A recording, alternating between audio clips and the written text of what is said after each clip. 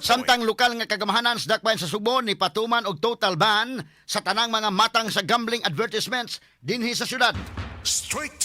Ayo sad ni mga higala no kay aron nga dili in taon advertise og maayo ng gambling. Sa laing bahin mga residente sa giisip nga danger zone dinhi sa dakbayan sa Subo, gitinguha nga adto ibalhin sa barangay Bukirang nga barangay sa Budlaan mga kaigsunan. Mao sa di ang problema sa itong mga kaigalaan nga ibalhin kay naamos danger zone nga ibalhin po sa bukid. Maproblema na po sa dako mga sukit paminaw kay tungod sa kalayo sa syudad. Ang ilang mga panarbaho di aman syudad. Mao ni ang dakong problema sad pero mo lagi na kung dili po ka mo balhin naa po ka sa mga danger zone delikado masagid kayo. No, tagantanig pagtagad lubutaga sa atong pabanuman usab sa atong tulumanon inyong tulumanon. Kini mo ipagpakita mahigala nga kining kamatayon usa ka equalizer.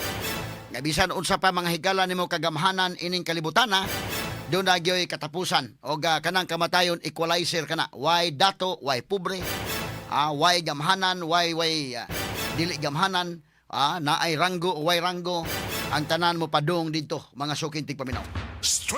Sa Sulumi yung akop usas mga congressman nga sikat mga higala usab kini nga congressman gumikan congressman sikat nga congressman kay usas sa mga congressmen nga nag-investigate mahigala ni Sara Duterte apan karon ni taliwan sa laing kalibutan mga higala gumikan sa heart attack so di niyo matag-an mga sukitig paminaw ang kinabuhi sa tao.